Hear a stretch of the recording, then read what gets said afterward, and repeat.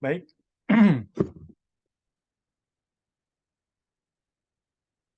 Selamat pagi untuk teman-teman yang ada di Indonesia dan selamat sore untuk teman-teman yang ada di Amerika. Hari ini tanggal 6 ya, bulan Mei 2023. Kita akan melanjutkan Bible study kita dalam buku Kabar Kesukaan, pasal yang keempat. Dan seperti biasa sebelum kita mulai, kita akan meminta Tuhan untuk membimbing kita ya dalam Bible study ini. Mari kita berdoa. Kita berdoa. Bapa kami yang di surga, kembali lagi kami anak-anak-Mu datang ke hadirat-Mu. Kami bersyukur Bapa dan berterima kasih atas kebaikan dan kasih sayang Tuhan yang selalu menjadi bagian kami. Dan kami bersyukur untuk kesempatan yang begitu indah yang Bapa berikan bagi kami untuk mempelajari akan firman Tuhan, pekabaran yang Tuhan rindukan bagi kami, agar kami mengerti dengan sebaik-baiknya demi kebaikan dan kebijaksanaan kami untuk kedatangan Tuhan yang kedua kali. Terima kasih Tuhan, terima kasih untuk memberkati kami sepanjang Bible study ini. Memberikan kami Roh Kudus yang akan yang akan membimbing kami dalam seluruh kebenaran, sehingga kami boleh memahami kebenaran yang akan memerdekakan kami dari segala dosa kami. Dan terima kasih Tuhan untuk memberkati jaringan internet sepanjang Zoom berlangsung, dan memberkati juga saudara-saudara kami yang lain yang mungkin belum terhubung dengan kami. Biarlah berkat-berkat surga yang sama selalu menjadi bagian kami semua. Ya Tuhan, kami mau serahkan Bible study ini ke dalam tangan-Mu. Inilah doa kami, di dalam nama Yesus kami sudah berdoa. Amin.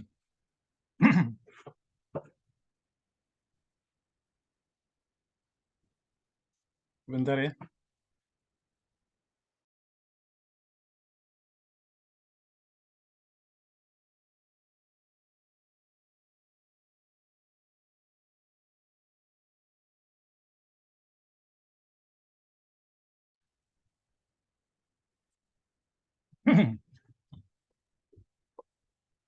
Baik, teman-teman. Kita akan melanjutkan ya pembelajaran kita dalam pasal yang keempat ini. Dan kemarin kita telah mempelajari ya mengenai satu pernyataan kebenaran ya mengenai warisan ya, mengenai warisan. Di mana kita mempelajari secara singkat ya bahwa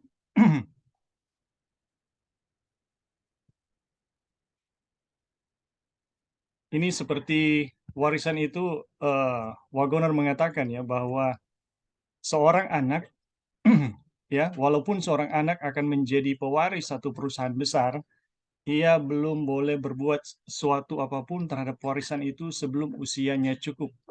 Jadi apa yang dijanjikan Tuhan ya, berkat yang dijanjikan Tuhan itu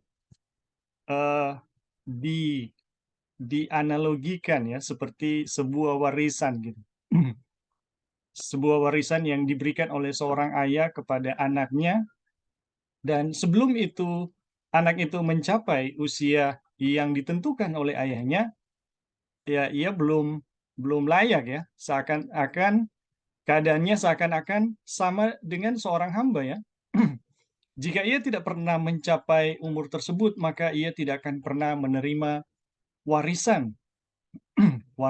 Ia akan hidup sepanjang hidupnya seperti seorang hamba sejauh mengenai warisan itu. Nah, teman-teman, ini adalah untuk memahami ya pelajaran ini, kita harus memahami pelajaran pada pasal 3 sebelumnya ya, mengenai benih ya, di mana hukum Taurat akan bekerja ya, hukum Taurat akan bekerja sampai pada semua orang menerima Kristus ya, semua orang menerima Kristus atau sampai benih itu matang. Dan hal yang sama ya Rasul Paulus sedang berbicara mengenai sebuah wasiat ya, di mana hukum Taurat akan menuntun sampai seorang anak itu menjadi dewasa atau berhak mendapatkan warisan ya, warisan yang yang diberikan oleh ayahnya kepadanya.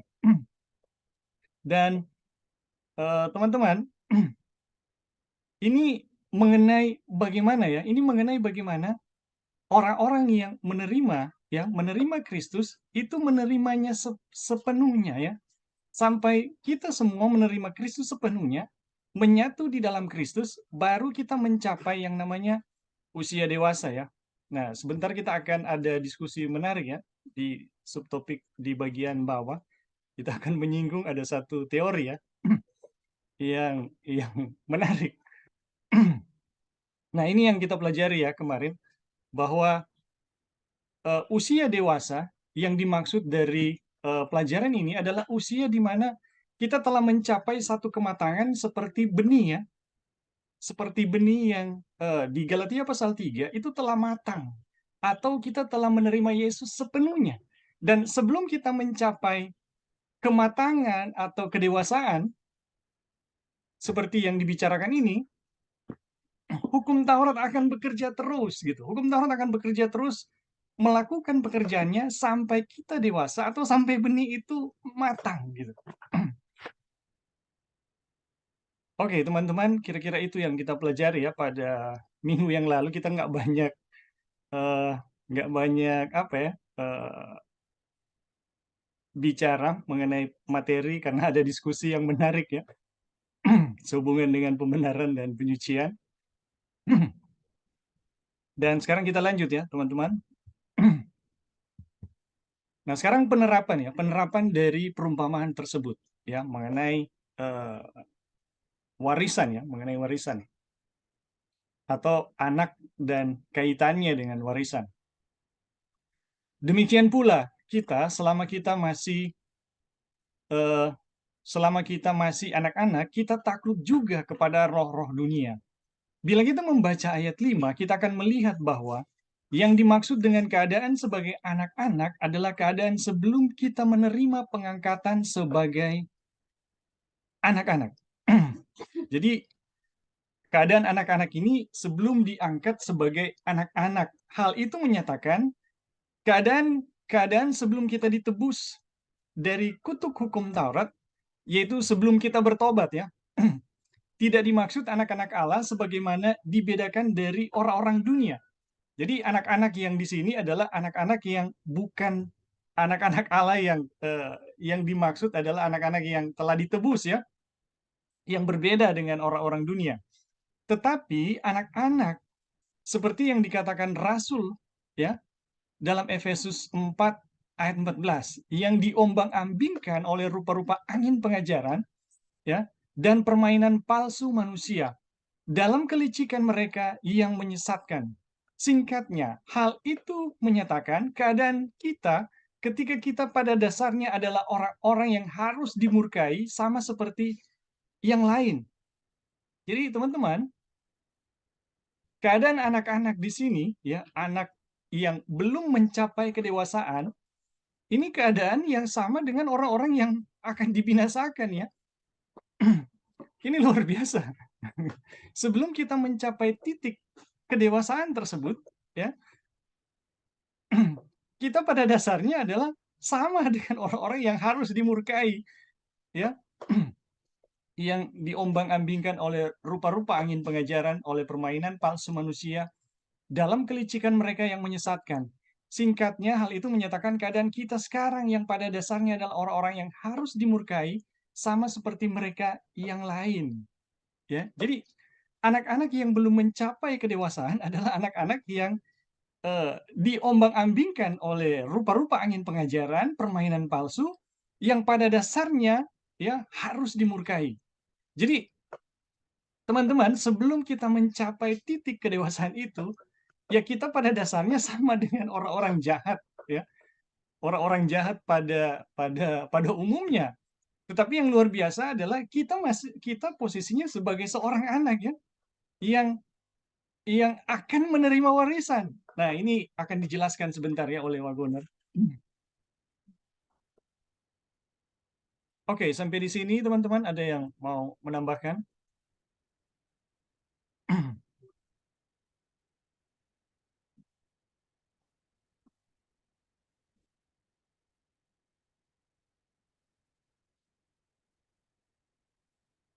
Oke, kalau belum ada, kita lanjut ya.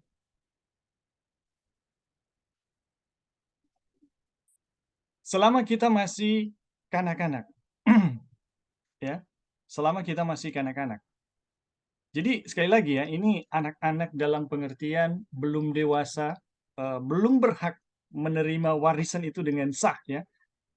Ini adalah kondisi anak yang sama dengan orang-orang yang harus dimurkai, eh, atau orang-orang yang diombang-ambingkan oleh rupa-rupa angin pengajaran ya dan permainan palsu serta kelicikan manusia ya.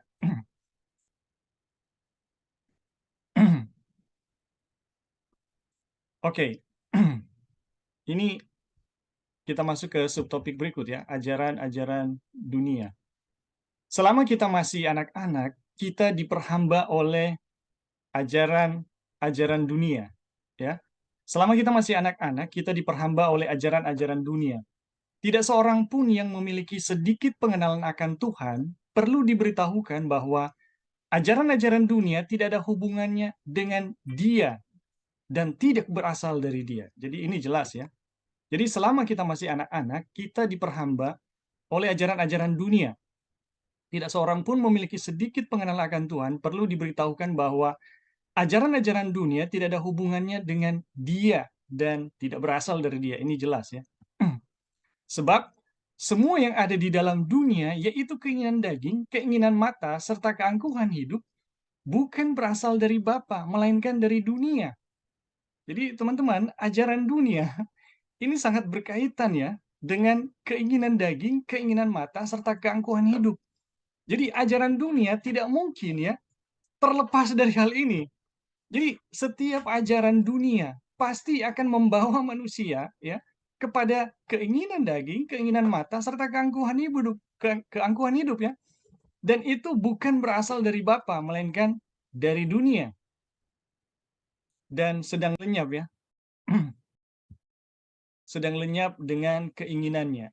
1 Yohanes 2 ayat 16 dan 17. Persahabatan dengan dunia adalah permusuhan dengan Allah.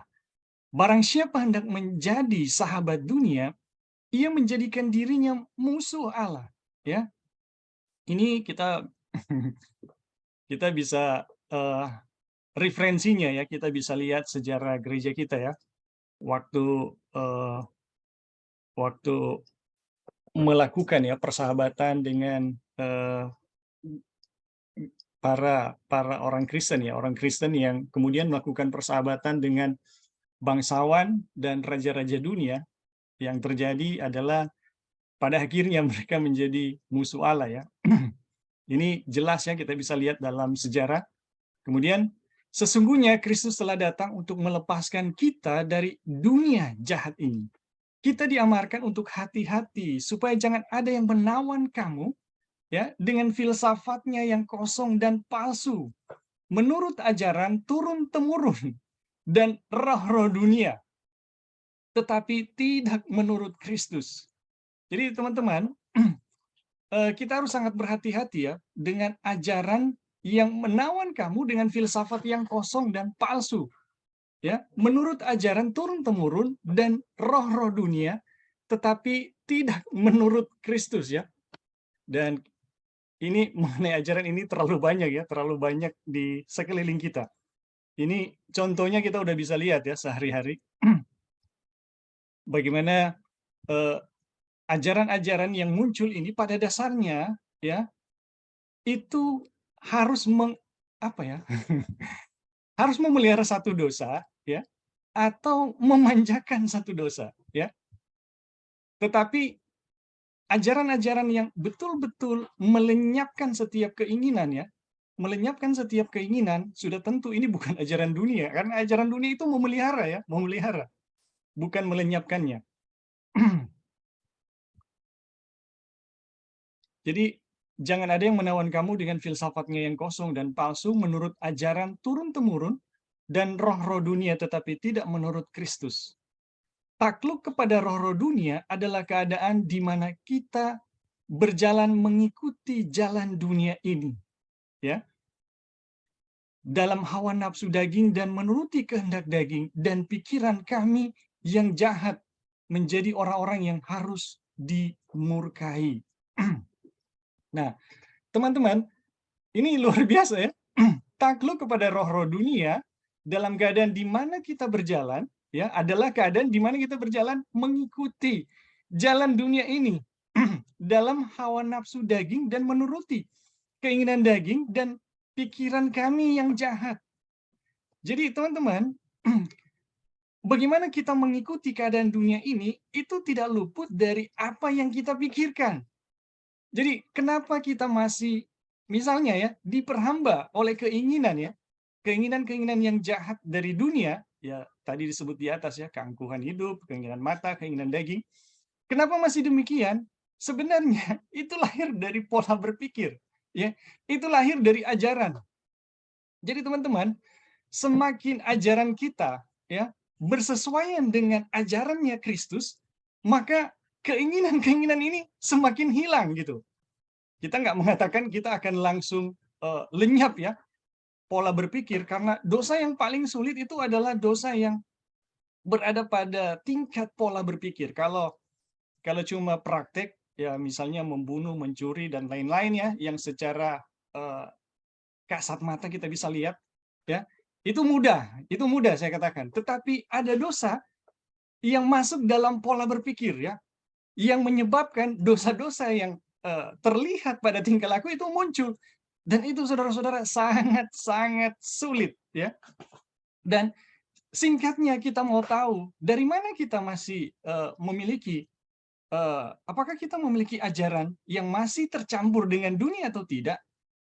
Ajaran yang benar selalu akan melenyapkan ya keinginan daging, keinginan mata, dan keangkuhan hidup. Tetapi kalau ajaran yang palsu itu selalu memeliharanya, teman-teman. Kenapa? Karena ajaran itu selalu menghasilkan praktek. Ya, pohon itu selalu menghasilkan buah. Tidak mungkin pohon semak duri menghasilkan anggur. Itu tidak mungkin, teman-teman. Jadi, pada dasarnya, apa yang kita miliki di dalam pikiran, itulah yang kita hasilkan ya, di dalam perbuatan kita. Itulah yang membuat kita bisa merespon apa-apa yang akhirnya menjadi ya berdosa. Jadi teman-teman, ini penting sekali ya, ini penting sekali karena ajaran itu akan sangat menentukan bagaimana kita pada akhirnya layak di hadapan Tuhan atau tidak ya. Dan itulah pentingnya Tuhan memberikan pekabaran ya. Entah kita bisa lihat ya dari zaman Martin Luther, kemudian William Miller, kemudian Jones dan Waggoner, setiap perubahan besar yang Tuhan mau itu selalu didasari pada ajaran. Kalau misalnya Tuhan tidak pernah memberikan ajaran, ya, bagaimana kita, misalnya ya di zaman Martin Luther, bagaimana orang-orang bisa bebas dari kepausan? Gak mungkin, teman-teman. Atau misalnya di zaman William Miller, bagaimana orang-orang bisa siap bagi kedatangan Tuhan kalau tidak ada ajaran yang mempersiapkan diri, yang memberitahu bahwa Yesus mau datang? Nggak mungkin, teman-teman. Begitu juga ya, teman-teman. Bagaimana kita mau di zaman Waggoner ya sampai saat ini, kita belajar tentang pembenaran oleh iman yang benar, ya, dan siap bagi kedatangan Tuhan sepenuhnya. Kalau ajaran kita masih tercampur-campur, teman-teman. Aduh, ini luar biasa.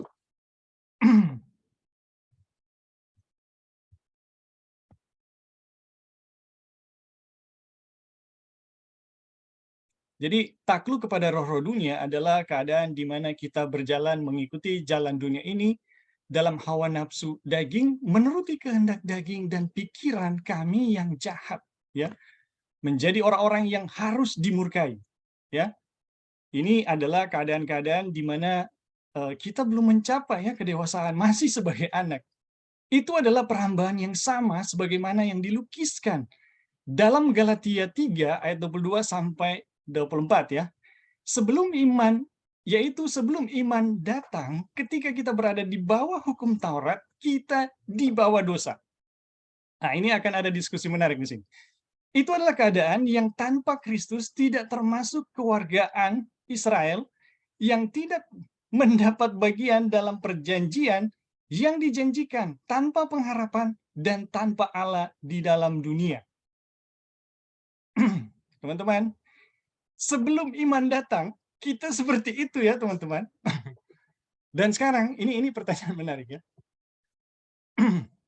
Ini pertanyaan menarik. Jadi, kalau iman datang, apakah ketika iman datang kita berada dalam satu kondisi tak dapat jatuh lagi gitu, tak dapat berdosa lagi?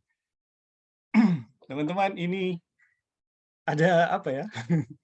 Ada beberapa teman ya yang datang yang telah tiba pada kesimpulan yang demikian mengenai ayat ini ya, bahwa sebelum iman datang kita berada di bawah hukum Taurat. Jadi kalau iman itu datang ya, itu berarti kita tak dapat berdosa lagi.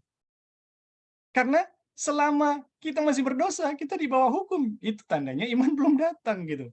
Jadi kalau iman itu datang, ya, kita tak dapat berdosa lagi. Ini luar biasa teman-teman. Ini muncul ya penafsiran terhadap ayat ini dan bagian ini dalam buku Kabar Kesukaan. Jadi akan ada, ini kesimpulan mereka ya, akan ada satu kualitas iman yang ketika itu muncul akan membuat kita tidak berada lagi di bawah hukum Taurat, artinya kita tidak berdosa lagi gitu. Jadi seperti itu ya. Oke, teman-teman, sampai di sini ada yang mau kasih tanggapan? Dipersilakan. Halo Bing, Ya, silakan Joy. mau kasih pertanyaan aja kalau misalnya ada satu ajaran yang datang, terus mereka mengajarkan kita harus membenci keduniawian gitu, keinginan daging, keinginan mata, keangkuhan hidup seperti itu. Dan kemudian jadi dalam ajarannya itu memang harus membenci dosa, begitu. Ya. Nah, tetapi di dalam ajaran tersebut kita bisa melihat ada hal-hal yang tidak benar. Tapi mereka mengajarkan tidak berdosa atau membenci hal-hal duniawi. Nah, apakah dengan keadaan ajaran-ajaran yang tidak benar itu akan membuat kita itu masih menjadi seperti anak-anak seperti itu yang dilukiskan atau dituliskan di dalam kutipan ini yang ketika kita masih anak-anak seperti itu. Tapi ajarannya itu yang tadi saya bilang ya, jangan membenci keduniawian, tidak boleh berdosa. Tapi ada hal-hal di situ yang bisa kita lihat bahwa itu ajaran-ajaran yang diajarkan itu adalah tidak benar atau Injil yang palsu. Apakah mereka itu apakah dengan menerima ajaran itu, dengan cara berpola berpikir kita itu dengan ajaran tersebut, kita tidak akan mencapai tingkat kedewasaan gitu, akan tetap terus berada dalam kondisi sebagai anak gitu. Oke, thank you, Bing. Ya, itu sudah jelas ya, bahwa memang kenyataannya seperti itu. Karena ajaran yang dari Kristus, yaitu ajaran yang akan membawa kita terlepas dari keadaan-keadaan. Itu tidak hanya klaim, ini saya punya ajaran ya Pak, ini akan melepaskan kita dari dosa. Itu tidak hanya terjadi sekedar klaim, ini benar, ini akan membuat kita kudus seperti Henokh. Ya, teman-teman, ajaran itu adalah real ya. Kalau kita manusia ya punya fungsi pikiran ya dan fungsi tindakan. Dan sebenarnya semuanya itu satu kesatuan yang tidak pernah bisa dipisahkan. Apa yang kita lakukan yang terlihat dalam tindakan semuanya itu lahir dari pikiran, teman-teman. Ya. Tidak mungkin ya apapun yang kita buat yang tidak lahir dari pikiran. Ya. Apakah kita mau berbuat jahat atau mau berbuat baik, itu tetap lahir dari pikiran. Apakah kita mau bertindak atau tidak bertindak bahkan, itu lahir dari pikiran. Buktinya, teman-teman, ini bukti ya. Bisakah seorang di antara kita tertidur lelap ketika pikirannya itu jalan-jalan kemana-mana ya? Artinya susah tidur gitu, kalau dalam bahasa Manado. Dalam bahasa Manado, ya, orang yang susah tidur, itu kenapa susah tidur? Kenapa nggak bisa lelap? Padahal ini kita mau nol, tidak mau beraktivitas. Ya, kita mau diam, tidak mau bekerja gitu. Kenapa tidak bisa? Ini adalah satu keadaan yang paling menjelaskan bahwa pikiran itu tidak pernah terpisah, teman-teman, dengan tindakan. Tindakan tidak pernah terpisah dengan pikiran. Bahkan ketika kita tidak mau bertindak sekalipun, kalau pikiran kita tetap jalan, kondisi kita tetap tidak bisa diam, teman-teman. Dan itu yang kita lihat jelas ya di dalam orang yang susah tidur ya. Jadi apa yang Yesus jelaskan bahwa dari buahnya engkau akan mengenal pohon, ya, engkau akan mengenal mereka. Tapi Yesus ini tidak berbicara personal ya atau pribadi seseorang, tapi Yesus lagi bicara mengenai ajaran dari nabi-nabi palsu yang akan datang. Setiap ajaran selalu ajaran yang benar selalu akan menghasilkan buah yang benar, dan setiap ajaran palsu pasti akan memelihara yang namanya keinginan daging, keinginan mata, dan keangkuhan hidup. Jadi sekalipun kita klaim, ajaran kita ini adalah kita mau membenci dosa ya, mau meninggalkan dunia, tapi kalau keadaannya terbalik, kenyataannya terbalik, semakin kita membenci dosa tapi juga manusia ya pada akhirnya. Wah ini ini gawat namanya, ini gawat. Jadi teman-teman, kita sangat yakin ya bahwa apa yang diajarkan oleh Yesus, dari buahnya engkau akan mengenal mereka, itu tidak berbicara mengenai pribadi seseorang, tetapi mengenai ajaran yang dimiliki oleh seseorang. Ya, di mana setiap ajaran yang benar selalu akan menghasilkan kebenaran. Dan setiap ajaran yang palsu akan menghasilkan kepalsuannya. Jadi teman-teman,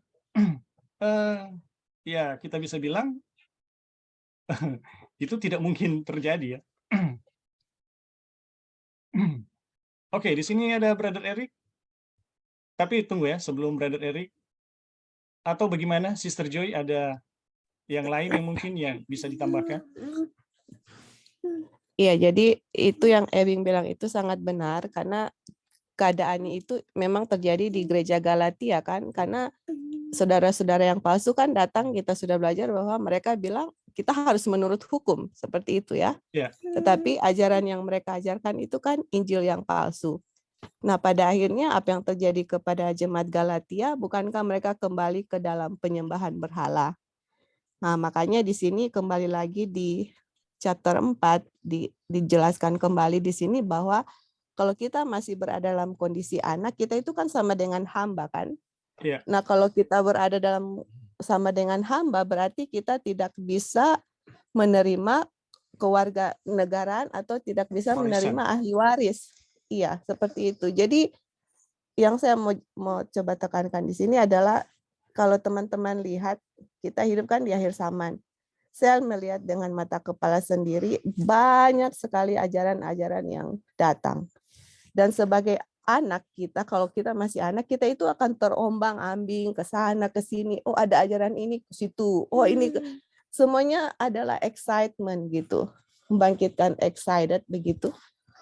Excitement. Jadi tidak ada apa ya, kayak ada jangkar begitu yang kuat sampai tidak mengerti Injil yang benar, sehingga apa yang datang langsung ke sana ke sini. Kita bisa lihat, dan semakin apa ya, kita hidup di akhir zaman, semakin gereja kita diserang oleh ajaran itu. Dan teman-teman, kalau kita masih terombang-ambing dengan ajaran-ajaran itu, kita masih berada dalam posisi sebagai anak atau hamba gitu. Jadi puji Tuhan, kalau saya sendiri ya, puji Tuhan, kita kembali diingatkan terus dengan firman Tuhan dan menerima pekabaran malaikat ketiga dan juga Injil yang benar yang ditekankan di Galati. Jadi kita dengan pengertian dengan kita mengerti akan pekabaran ini, itu ajaran-ajaran yang masuk itu bisa kita bisa dapat terdeteksi gitu, karena dalam buku Galati ini itu seimbang sekali ya, di mana penempatan hukum, di mana Injil itu ada, itu sangat seimbang, sehingga ada yang berat di sebelah mana ajaran yang datang bisa langsung ketahuan gitu. Dan yang paling mendasar itu adalah kita punya kebenaran diri itu memang tidak ada kebenaran di dalam diri seseorang. Itu yang membuat kita sangat bersyukur, dan roh-roh dari ajaran-ajaran yang lain yang masuk untuk pembenaran diri, merasa diri lebih benar, tidak boleh bergaul dengan orang lain, tidak boleh bergaul dengan orang yang berdosa, seperti itu bisa sangat dinyatakan di dalam pekabaran ini, yang membuat kita bisa melihat mana ajaran yang palsu, mana Injil yang palsu, mana Injil yang benar. Oke, Bing, hanya itu mau ditambahkan. Thank you. Ya, terima kasih Sister Joy. Dan kenyataan itu juga kita bisa lihat ya, dari apa yang Sister Joy katakan, kita bisa lihat dalam gereja kita ya, ketika gereja kita sesudah 1844 diberikan terang hukum yang begitu banyak, tapi disalahpahami, bukan terangnya yang salah ya, tapi bagaimana kita salah memahami tentang hukum yang Tuhan berikan, itu membuat gereja kita bukan lebih maju dari kondisi rohani William Miller ya, pergerakan William Miller ya, tetapi menjadi semakin menurun dan semakin merosot. Sampai pada akhirnya di tahun 1888 Tuhan memberikan pekabaran mengenai pembenaran oleh iman ya, dan sebenarnya banyak hal ya, pekabaran yang mempersiapkan kita bagi kedatangan Tuhan. Dan teman-teman kita lihat ya, bagaimana pekabaran atau pola berpikir dari umat itu sangat menentukan. Apakah umat itu akan merosot dan jatuh atau akan bangkit dan hidup? Ya, pekabaran itu memainkan peran yang sangat penting. Ya, oke. Sampai di sini, Brother Eric ada hands up.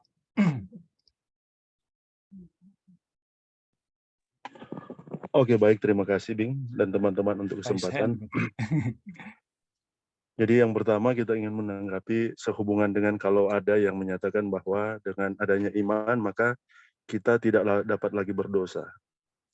Nah ini pekabaran ini ya, kalau kita memahami kebenaran, kesempurnaan ya, kesucian pekabaran ini, tidak ada ya di tempat yang lain, hanya di dalam Kristus saja, seperti itu ya. Jadi itu jelas, tidak ada kebenaran, kesucian, atau bahkan kesempurnaan di luar Kristus. Kebenaran, kesucian, dan kesempurnaan itu hanya ada di dalam Kristus. Dan iman di dalam Kristus menyebabkan kita menerima kebenaran, kesucian, dan kesempurnaan itu. Seperti itu ya. Bahkan Henokh sekalipun dia di dalam kehidupannya 360 tahun hidup bergaul dengan Tuhan ya. Kalau seandainya Yesus tidak menjadi kebenaran, maka Henokh harus turun dari sorga. Tegasnya seperti itu ya. Karena memang tidak ada jaminan di luar kebenaran Kristus itu sendiri. Jadi kalau ada yang masih berpikir bahwa dengan adanya iman maka kita dapat berusaha atau dapat melakukan satu kekudusan di luar Kristus, maka pada akhirnya itu tidak akan seperti itu. Paulus dia terus menyadari dan mengakui bahwa dia adalah orang berdosa ya. Kalau kita baca tulisan-tulisan Paulus, bahkan ada satu penegasan di antara orang berdosa dia paling berdosa. Dan dia bisa memisahkan mana kebenaran dirinya dan mana kebenaran Kristus. Dan itulah Injil yang dia bawakan ya, termasuk dalam kitab Galatia. Jadi pemikiran-pemikiran yang menyatakan bahwa setelah datang iman bahwa kita tidak dapat lagi berdosa ya, itu adalah sesungguhnya penyataan yang menyangkali kebenaran Kristus itu sendiri. Dan ketika kita memiliki iman, kita sempurna saudara-saudara. Kita suci, kita benar di dalam Kristus oleh karena kesempurnaan, oleh karena kebenaran dan kesucian Kristus.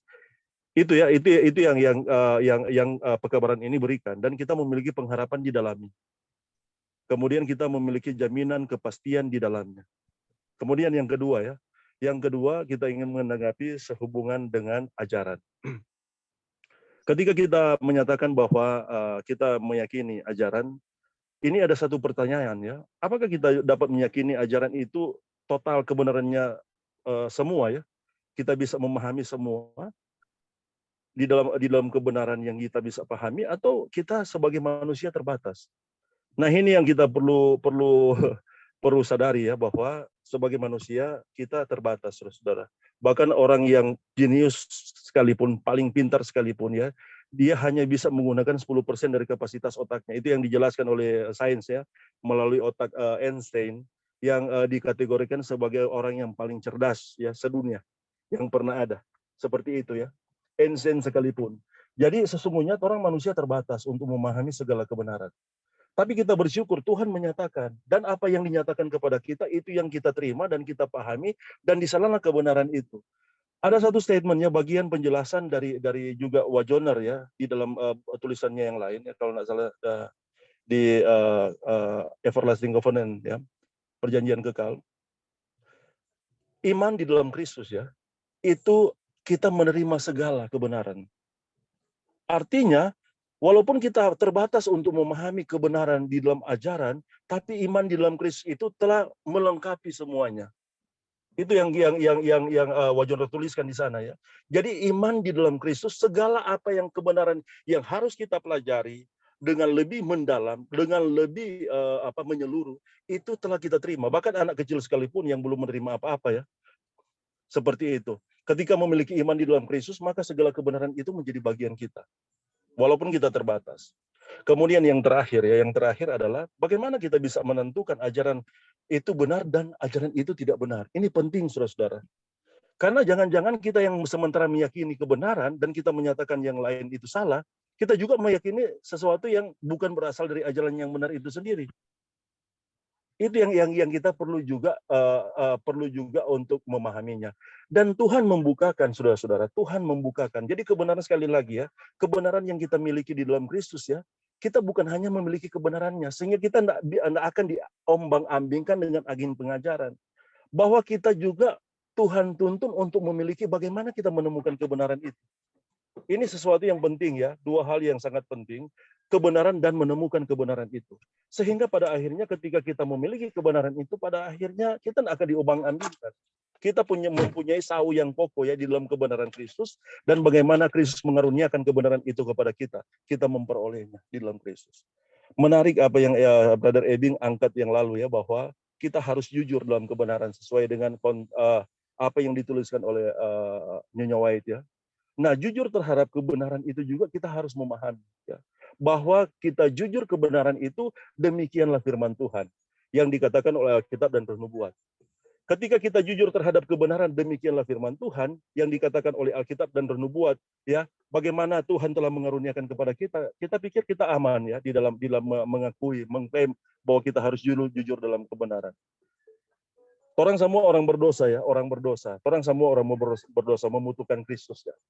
Dan kita semua telah disingkapkan, sementara disingkapkan sehubungan dengan setiap kebenaran yang kita perlukan untuk keselamatan melalui terang pekabaran malaikat yang ketiga. Diskusi yang lalu, kenapa kita katakan kecapilah akan kebenaran itu ya, akan kecapilah keselamatan melalui pekabaran terang malaikat yang ketiga. Karena memang orang sudah ada waktu lagi, saudara. Kita sudah ada waktu lagi untuk menjudge atau menjustifikasi bahwa kita apa yang kita yakini itu adalah kebenaran, atau yang lain yakini itu ketidakbenaran. Yang kita harus perlu ya untuk imani sekarang ini, bagaimana kebenaran itu dihidupkan dalam kehidupan kita. Itu yang menjadi satu kebutuhan ya. Memang Tuhan akan menyatakan kepada kita ya kebenaran-kebenaran itu, dan bagaimana kita menemukan kebenaran itu.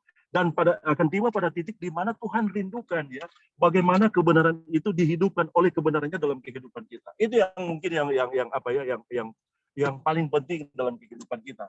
Tapi sekali lagi kebenaran itu Tuhan berikan kepada kita melalui Kristus ya, dan kebenarannya itu bukan hanya kebenaran itu sendiri ya. Sekali lagi, kebenaran itu Tuhan berikan kepada kita juga dengan cara menemukan kebenaran itu. Itu yang juga yang sama penting ya dengan kebenaran itu sendiri, sehingga kita tidak akan diombang-ambingkan oleh angin pengajaran yang palsu ataupun angin pengajaran yang tidak sesuai dengan kehendak Tuhan, tapi kita akan diteguhkan ya seperti sau yang kokoh ya, kebenaran dan bagaimana kita menemukan kebenaran itu. Sehingga jaminan kepastian keselamatan lewat terang pekabaran malaikat yang ketiga ini kita miliki di dalam Kristus ya. Sehingga kalaupun pada akhirnya Yesus harus datang sebentar malam atau besok pagi ya, kita bisa menyatakan ya, di dalam Kristus ya, oleh kekuatan Kristus, oleh kuasa Kristus kita telah ditempatkan di dalam kebenarannya, dan kemudian kita telah dilayakkan oleh kebenarannya, kesempurnaan dan kesuciannya untuk keselamatan. Oke, mungkin itu Bing dan teman-teman yang bisa ditambahkan. Oke, terima kasih. Ya, terima kasih Brother Eric untuk tambahannya. Jadi teman-teman ya, ini kita harus bisa bedakan ya, antara menjustifikasi ajaran yang palsu dan menguji ya. Di sini kita lagi sedang menguji, bukan menjustifikasi. Dan baik apa yang Wagoner sampaikan maupun bagian-bagian Alkitab yang lainnya seperti Paulus katakan, ujilah segala sesuatu, ya, termasuk ajaran-ajaran, ya, ini harus ya, ini harus. Apalagi ketika pengalaman Ellen White ya, berhadapan dengan ajaran-ajaran palsu. Ellen White tidak mau berhadapan dengan ajaran palsu, tapi Tuhan bilang, hadapi mereka, ya. Dan apakah ketika Ellen White berhadapan dengan mereka, Ellen White lagi menjustifikasi? Ya, tentu tidak ya, teman-teman. Ini bagian dari bagaimana kita supaya terbebas ya. Dan ini sangat jelas ya, ketika Yesus mengajarkan dari buahnya mereka akan dikenal ya. Jadi banyak sekali klaim untuk hidup benar dan hidup saleh, teman-teman. Itu klaim ya, tetapi ajaran itu tidak mungkin terlepas dari praktek ya, tidak mungkin. Makanya Yesus katakan, kalau semak duri pasti berbuah semak ya gitu. Kalau anggur, dia pasti akan buahnya anggur kalau pohonnya anggur ya. Atau kalau dia pohon durian, pasti buahnya durian, teman-teman. Tidak mungkin durian berbuah salak misalnya. Itu satu hal yang tidak mungkin. Nah, ini kita lagi belajar mengenai konstruksi ya, konstruksi dari secara keseluruhan dari ajaran Kristus. Ajaran Kristus itu tidak takluk kepada roh-roh dunia ya, tetapi akan membawa manusia itu terlepas dari roh-roh dunia yang dimana di dalamnya ada hawa nafsu, keinginan daging, dan semua yang jahat ya. Jadi teman-teman, ini kita supaya terbebas dari itu, ya kita bisa introspeksi ya gitu. Tapi kalau kita sama sekali tidak bisa melihat atau tidak boleh menilai, ya untuk apa kita belajar gitu teman-teman. Oke, sampai di situ mungkin ada lagi yang lain. Oke, mungkin ini tambahan teman-teman, tapi dalam bentuk pertanyaan. Sehubungan dengan penjelasan dari Wajoner di bagian ini, pertanyaannya adalah ini mengenai ajaran yang pada akhirnya itu akan menentukan ya keyakinan yang benar dan keyakinan yang tidak benar.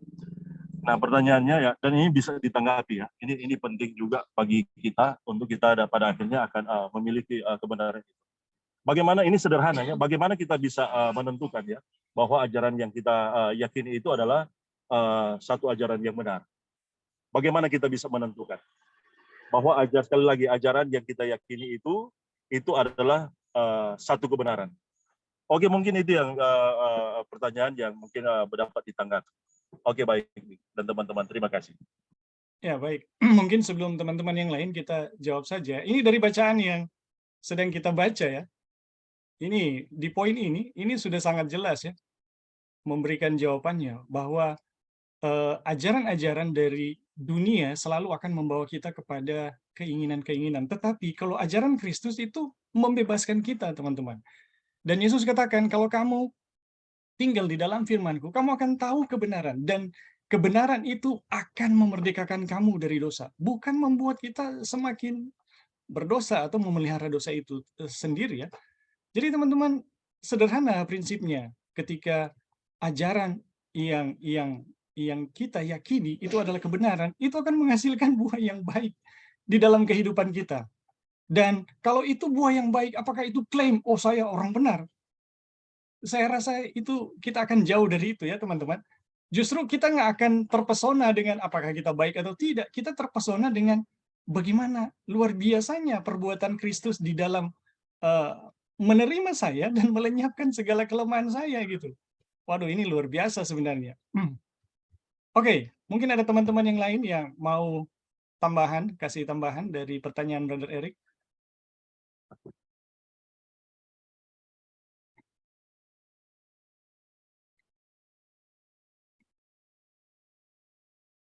Sini ada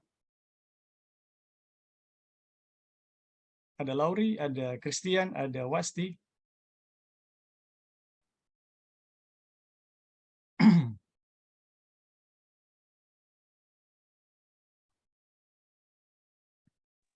Halo, Bey.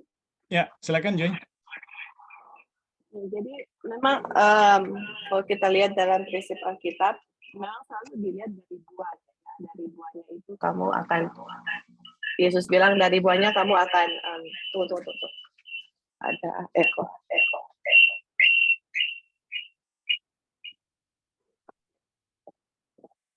Bisa dengar? Ya, bisa. Silakan, Joy. Jalan itu. Oke. Dari banyak kamu akan mengenal mereka gitu. Jadi sebenarnya pun ya, kalau kita mau bilang mau pelajari pelajaran ini pun, karena kita kan semua, bukan kita semua ya, contohlah saya sendiri berada dalam posisi di mana sebelumnya belum mengenal Injil yang benar gitu. Pas mempelajari pekabaran ini, nah itu ya cara pola berpikir kita gitu. Nah itu yang Ebing tadi bilang, itu cara berpola berpikir itu yang paling susah gitu. Karena memang sudah ditanamkan di dalam pemikiran ada ajaran-ajaran tertentu gitu, dan tidak semudah membalikkan telapak tangan untuk untuk merubah cara pola berpikir itu. Tapi dengan terus-menerus mempelajari akan pekabaran malaikat ketiga, banyak cara pola berpikir itu dirubah dengan pertolongan Tuhan. Nah, dengan mempelajari pekabaran malaikat ketiga ini sendiri pun, kita melihat ya di mana ini Tuhan memberikan dalam Injil yang benar. Nah, apa itu Injil yang benar? Injil yang benar itu adalah kuasa Tuhan untuk menyelamatkan kita gitu. Sedangkan kalau Injil yang palsu itu orang mengajarkan kuasa Tuhan plus atau tambah ini, tambah itu, kuasa Tuhan tambah saya, kuasa Tuhan dengan. Jadi ada sebenarnya juga dijelaskan dalam pekabaran ini ya, ada sesuatu yang lain selain Tuhan saja, seperti itu. Nah, itu yang saya lihat di mana yang Rasul Paulus tekankan, karena di dalam buku Galati ini kan pekabaran ini yang paling tegas ya. Kita sudah tahu bahwa Paulus itu menulis sendiri pekabaran suratnya kepada gereja ya di Galati. Dan kalau kita mempelajari dengan benar, ini memang ditekankan Injil yang benar itu apa. Nah, kita harus yakin dan percaya bahwa ini adalah Injil yang benar, karena Ellen White sudah menuliskan kepada kita bahwa dalam pekabaran mereka inilah kita umat-umat Tuhan akan dipersiapkan untuk menerima kecurahan Roh Kudus. Pekabaran dari Wagner dengan Jones itu akan mempersiapkan umat-umat Tuhan untuk berdiri di hari Tuhan, dan banyak sekali kutipan-kutipan Ellen White mengenai pekabaran yang diberikan oleh Wagner dengan Jones untuk mempersiapkan umat-umat Tuhan seperti itu. Nah, kalau kita sekarang ya melihat, bagaimana saya tahu saya berada dalam kebenaran? Kita percaya aja apa yang Ellen White bilang mengenai tulisan-tulisan mereka. Nah, apalagi Injil, karena dalam mempelajari pekabaran Injil, ini yang paling bahaya ya, kalau orang menerima Injil yang palsu, paling ujung-ujungnya, mau apapun ajaran itu akan sama dengan kondisi di jemaat Galatia, yaitu mereka kembali kepada penyembahan berhala. Apapun ajaran itu, kalau tanpa Injil yang benar, semua akan murtad begitu, ujung-ujungnya akan murtad. Nah, kalau saya untuk mau tanya ya, bagaimana kita tahu ini yang benar atau yang salah? Saya yakin dan percaya ini benar. Kenapa? Karena kita mempelajari bukunya asli tanpa saya mendengar, misalnya, Ebing bilang, ini loh ajaran Wagner dengan Jones. Ini loh pembahasannya. Tapi yang kita pelajari selama ini, kita belajar dari buku aslinya gitu. Makanya saya percaya benar, karena memang kita ambil dari buku langsung tanpa saya harus dengar dari orang kedua, orang ketiga. Mungkin mereka hanya kutip sebagian kutipan ini atau copot sana, copot sini, yang mungkin teman-teman yang lain juga pernah mengalami keadaan yang sama, yang mana menerima ajaran sesuatu dengan hanya main copot kutipan ini, nggak baca seluruh konteks. Kita dari pertama kita baca buku-bukunya itu semua, kita baca dari bab 1 sampai selesai, dan kita bisa melihat semua tanpa ambil kutipan sebagian sini, sebagian sana, dan kita bisa melihat secara keseluruhan. Dan saya yakin dan percaya bahwa dengan mempelajari dengan cara seperti itu, kita bisa memang betul-betul yakin akan Injil itu sendiri gitu. Karena buat saya pribadi mempelajari kutipan Ellen White mengenai Jones dan Wagner itu membuat saya, waduh, kita dari dulu nggak pernah mendengar pekabaran mereka, nggak tahu ajaran mereka. Jadi inilah saatnya Tuhan memberikan ajaran itu. Nah, bagaimana untuk saya bisa mengerti dengan sepenuhnya ajaran mereka? Ya kita belajar semua ya, apa yang mereka tuliskan itu yang mereka tuliskan mengenai pembenaran oleh iman, pelajari sendiri, baca bukunya, pelajari, dan dengan pertolongan Tuhan ya memang tidak mudah untuk menghidupkan kebenaran itu, karena yang tadi saya bilang, kita dari cara berpola berpikir kita dari dulu beda dengan apa yang diajarkan di sini. Karena kita lihat murid-murid Tuhan Yesus pun, sesudah Yesus pun kasih tahu, dia akan mati, dia akan dibangkitkan. Cara berpikir murid-muridnya itu beda. Mereka pikir dia akan menjadi raja seperti itu. Jadi itu yang memang harus dirubah, dan itu PCI yang kita terima dari dulu memang harus ditinggalkan untuk benar-benar menerima Injil itu dengan seutuhnya, dan kemudian Injil itu bisa hidup dalam diri kita. Nah mungkin ya ada orang teman-teman yang mempelajari tapi mungkin Injil itu belum hidup seutuhnya dalam kita, karena masih ada Injil-Injil yang lain yang dulu kita pelajari yang masih melekat di dalam kita, yang belum kita tinggalkan, dan memang itu yang akan menjadi proses ya yang Tuhan sedang menuntun kita, dan Tuhan tidak pernah meninggalkan kita seperti itu. Jadi apa yang saya yakin itu adalah benar, karena inilah kebenarannya, dan inilah yang kita belajar langsung dari bukunya. Dan kalau misalnya kita melihat dalam kehidupan praktek seseorang, mungkin ada yang masih memegang Injil yang lama, yang palsu, yang masih berpola pikirnya masih belum sesuai dengan Injil yang benar. Jadi semua orang masing-masing dituntun Tuhan dengan cara apa ya? Dengan cara Tuhan itu sendiri, dan bagaimana kita menerima akan pekabaran itu. Tapi pekabaran yang kita belajar ini udah pekabaran yang benar.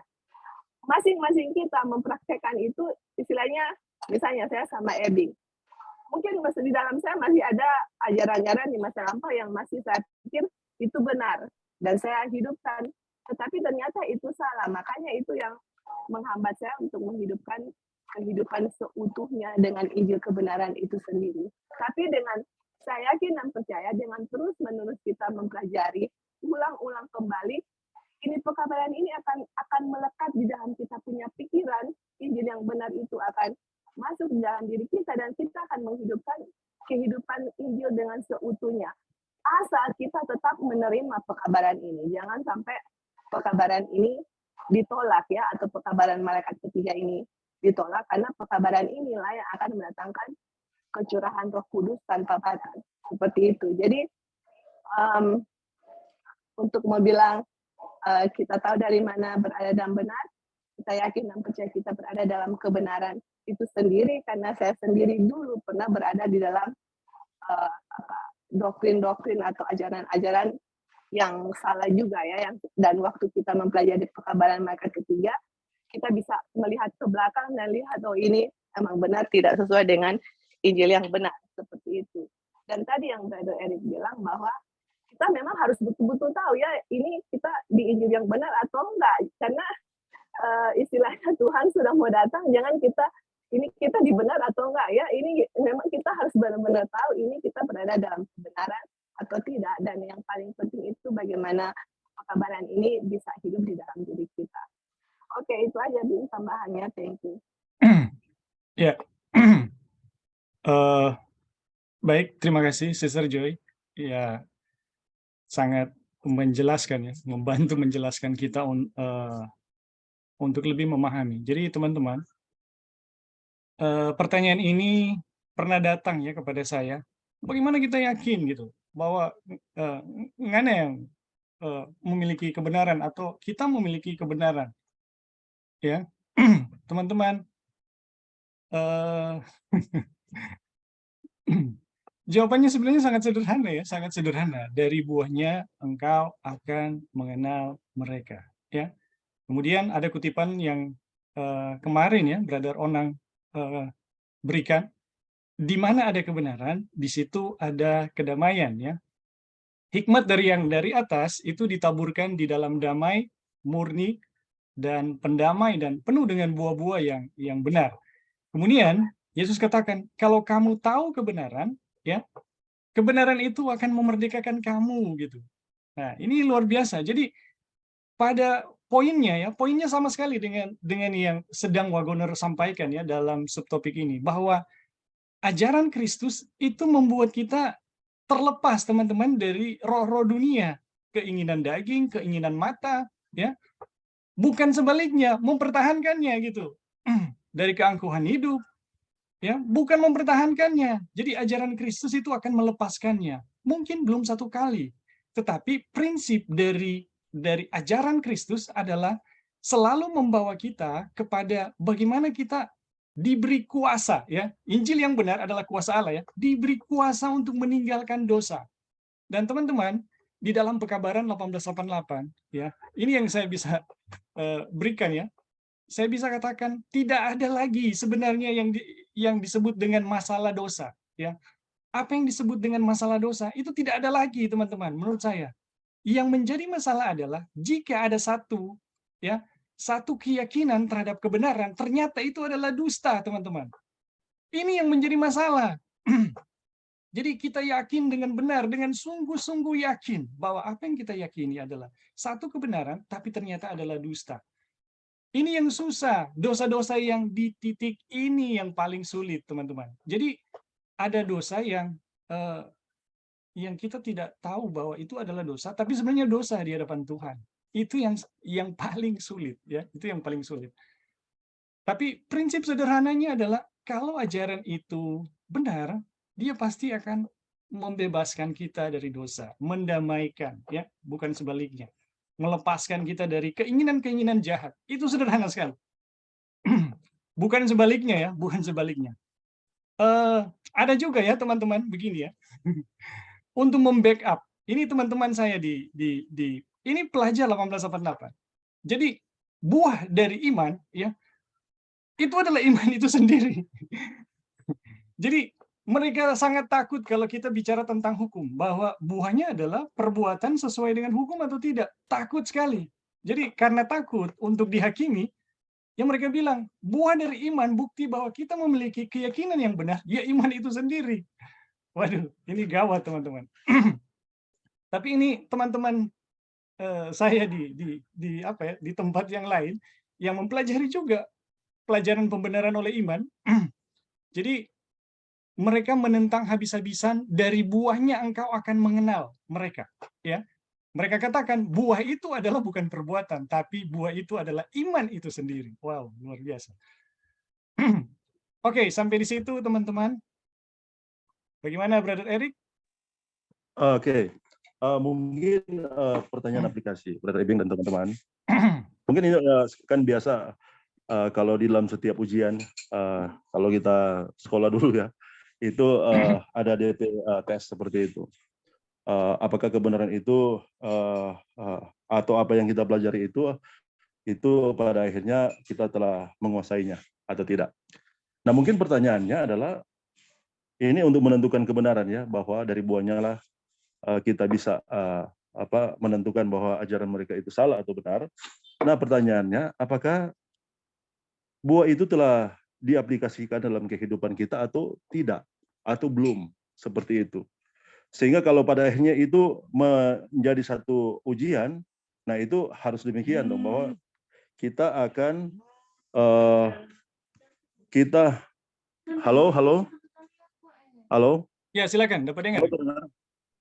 Ya, pada akhirnya itu yang akan kita akan bebas, maksudnya kita akan terbuka, ya kan, seperti itu, untuk orang menilai, kemudian untuk pada akhirnya mereka menentukan seperti itu, bahwa dia menghasilkan dari buahnya dia menghasilkan buah kebenaran itu sendiri. Nah, pertanyaannya, apakah kita sudah mengaplikasikannya?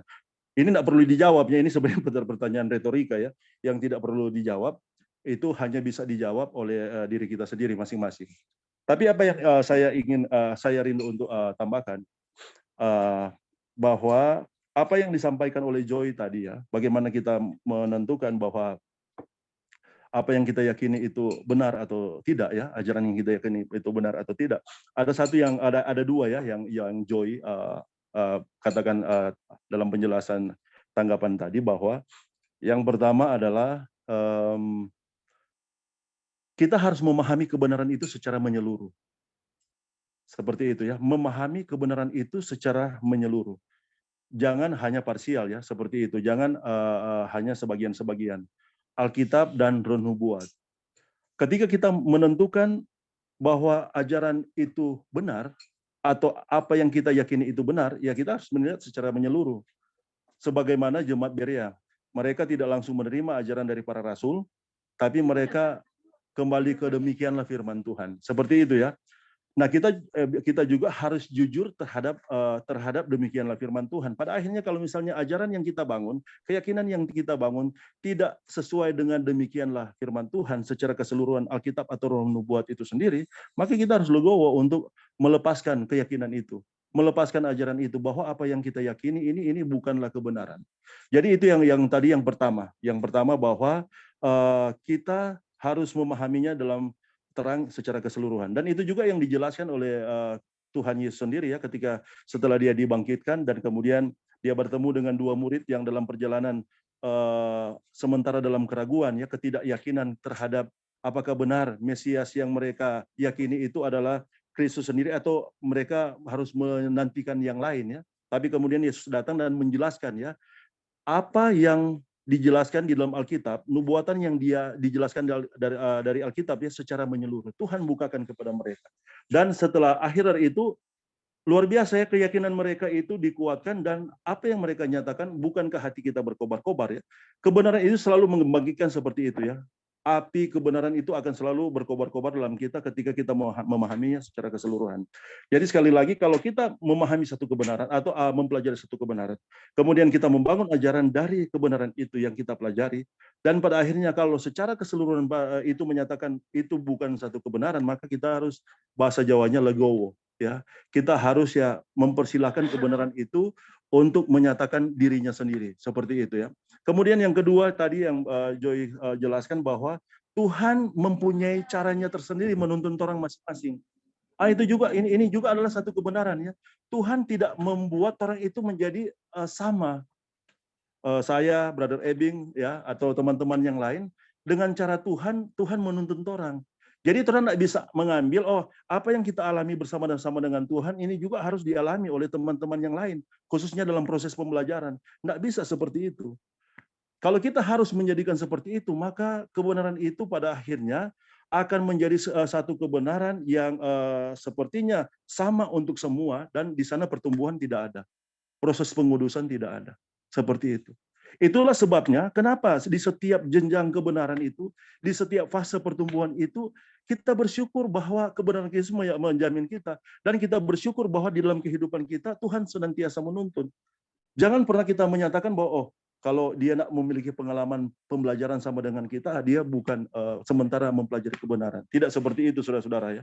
Tidak seperti itu. Bahwa Tuhan punya caranya untuk menuntun pribadi lepas pribadi untuk memahami kebenaran itu di setiap fase pertumbuhan ya. Kita tidak bisa memaksakan, atau Brother Ebing tidak bisa memaksakan, atau teman-teman tidak bisa memaksakan kepada mereka yang lain ya untuk memiliki satu pandangan yang sama, pemahaman yang sama yang harus dimiliki. Dan kemudian pada akhirnya kalau tidak sama, ini bukan dalam kebenaran. Tidak seperti itu ya teman-teman. Jadi sekali lagi ya, prinsip kebenarannya adalah kita telah mulai menyingkapkan ya, bahwa kebenaran itu harus dilihat secara keseluruhan. Kalau apa yang kita bangun, apa yang kita pelajari dan bangun dari pengajaran itu, dan kemudian tidak dinyatakan secara keseluruhan, maka itu bukanlah kebenaran. Kemudian tadi ada juga yang terakhir ya, yang ketiga, kita juga setuju dengan Joy bahwa kita harus ambil dari sumber yang asli ya. Sumber yang asli itu telah tersedia, Alkitab, Penubuan, dan tulisan-tulisan dari Jones dan Wajoner ya, untuk Pegabaran 1888, Pegabaran 3 Malaikat. Itu yang harus kita pelajari ya secara menyeluruh.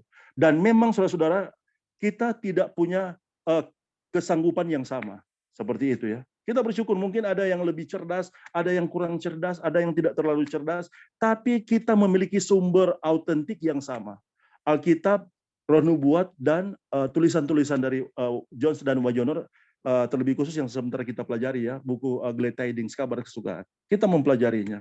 Kita kemudian pada akhirnya mendalaminya. Dan kemudian ketika kita memilikinya, ini yang satu yang kita yakini, bahwa kita akan memiliki yang sebagaimana Brother Ebing bilang tadi ya, bahwa kedamaian itu akan menjadi bagian.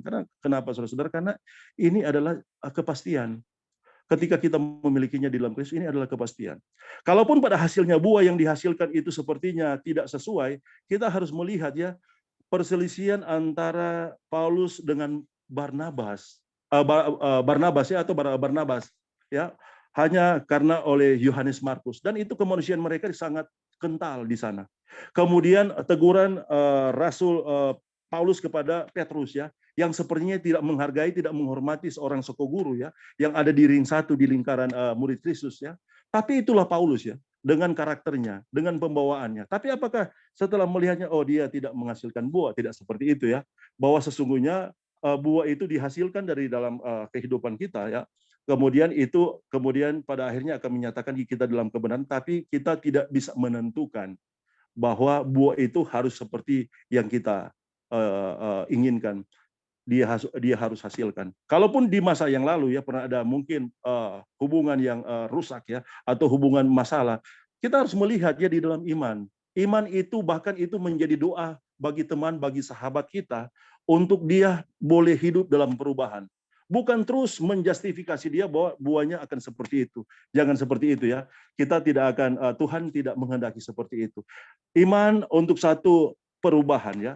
Iman untuk kuasa di mana sahabat atau kenalan saudara kita, di mana yang kita rindukan, bahwa kebenaran itu dimilikinya, itu akan menjadi sebuah doa bagi dia, di mana dia akan diubahkan. Dan memang sepertinya ketika kita memiliki ini kita akan hidup di dalam apa yang puncak dari kebenaran itu ya.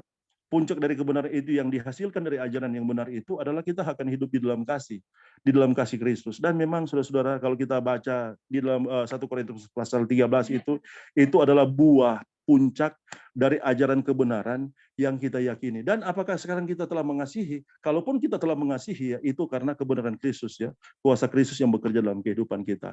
Di luar itu kita tidak akan menghasilkan apa-apa. Dan sekali lagi ya, bahwa teman-teman ini sangat penting ya, bahwa kebenaran dan ajaran yang benar itu, atau bagaimana menemukan kebenaran itu Tuhan telah bukakan, Tuhan telah singkapkan, dan Tuhan karuniakan kepada kita, dan bersyukur bahwa kita milikinya di dalam Tuhan ya, untuk kita memperoleh jaminan kepastian keselamatan di dalam Tuhan. Oke, itu mungkin Brother Ebing dan teman-teman ya. Sekali lagi terima kasih untuk kesempatan. Ya, baik. Terima kasih untuk tambahan dari Brother Eric. Jadi mudah-mudahan ya, ketika saya mengatakan dari buahnya engkau akan mengenal mereka, hanya mengulangi ya kata-kata Yesus dan apa yang Wagoner sedang sampaikan, itu tidak ditafsir ya sebagai sebuah pemaksaan untuk tidak menilai orang lain. Ya. Saya rasa bukan demikian ya. Jadi teman-teman, minta maaf ya kalau kesannya saya seperti memaksakan gitu. Jadi apakah demikian ya? Saya rasa tidak demikian ya. Kalau benar demikian teman-teman, maka Yesus itu salah loh mengatakan dari buahnya, ternyata nggak boleh lihat buahnya gitu. Dan Paulus juga ya, setiap ujilah segala sesuatu, itu terlalu sombong bagi Paulus untuk menguji ya. Itu nggak benar demikian. Jadi teman-teman, kita rasa kita masih ada di dalam koridor yang sehat ya. Bagaimana kita hanya mengeksposisi saja sebuah pernyataan-pernyataan dari bagian yang sedang kita baca ini ya. Jadi teman-teman, sebaiknya kita mengeksposisi aja gitu tulisan yang sedang kita baca ya, tulisan yang sedang kita baca. Dan ini sangat sederhana, sangat jelas ya, sederhana dan sangat jelas teman-teman, bahwa ajaran dari dunia atau bukan dari Kristus pasti akan memelihara keinginan-keinginan ya, dosa-dosa. Tetapi ajaran Kristus ya itu akan membebaskan, memerdekakan kita. Nah, selebihnya bagaimana pengalaman orang itu dengan entah yang palsu atau yang benar, yaitu urusan mereka masing-masing ya teman-teman. Itu adalah bagaimana pergumulan Tuhan masing-masing dengan setiap pribadi. Saya tidak bisa menjustifikasi pengalaman seseorang ya, tetapi prinsipnya apa yang disampaikan oleh Kristus maupun apa yang kita baca dari Wagoner ini, ya memang demikian ya teman-teman. Saya tidak menambahkan dan saya tidak mengurangi. Teman-teman, kita akan maju tapi mengingat waktu ya. Kita harus mengakhiri. Jadi terima kasih teman-teman ya untuk tambahan dan tanggapan. Nanti kita akan lanjut besok ya. Besok Jadi terima kasih teman-teman untuk kehadirannya, partisipasinya, ya. Semoga ini menjadi satu pembelajaran dan berkat buat kita masing-masing, ya. Oke teman-teman, kita akan menutup perjumpaan kita pada saat ini.